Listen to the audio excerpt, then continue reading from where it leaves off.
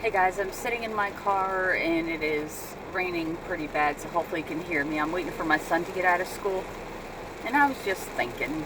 So, throughout the entire pandemic, we have been hearing food shortages, food shortages, food shortages, supply chain disruptions over and over and over.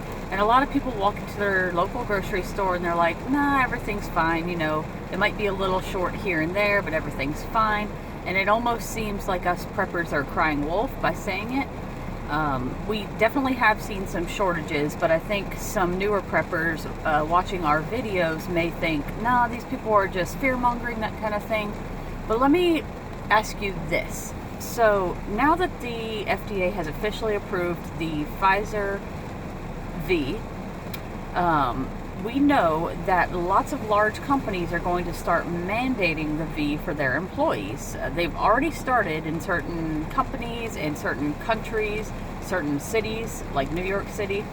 But now Biden says that he wants these larger companies to fall in line and start to mandate them. And he expects that they will. So it's probably going to start from maybe the federal level. I've heard that banks in Canada are making their employees get it. But it's going to start in small areas. Certain companies are going to do it. And then it's going to gain momentum and it's going to continue.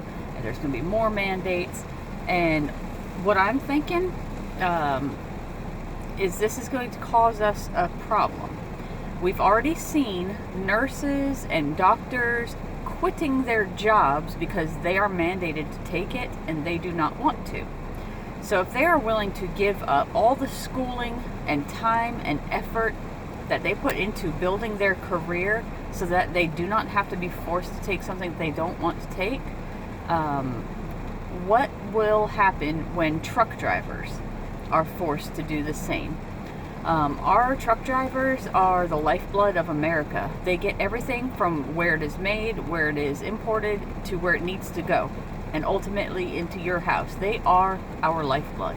And if they decide that the company is going to mandate them to do something that they don't want to do, I believe that they will stand their ground and quit. Or maybe they'll just go on strike. But a lot of them will just decide, you know what, this is not worth it. I'm going to move into a different career. I'm done. And what happens when we have an even bigger shortage of truck drivers? We're already seeing the effects of a shortage of truck drivers and shortage of all trades, actually. I mean, there's just a labor shortage, period. But what happens when these mandates start coming down on the truck drivers and they start quitting in mass? The products aren't going to move. They're not going to get to the stores. The larger cities will probably see shipments first, and then all of the smaller cities on out to the really small little towns are going to see the shipments last. So we do have to plan and prepare for this, because I think this will be the defining moment of all the hype about food shortages. I really think that this is going to be big. And don't freak out and go shopping, and clear the shelves or anything like that. But we're preppers, and every time you go grocery shopping, you're supposed to be adding a little bit to your preps. But just keep in mind that these mandates could happen very quickly. It was literally just approved a few days ago, and so the companies could say, okay, you guys all need to have your shot by October 1st or such and such date.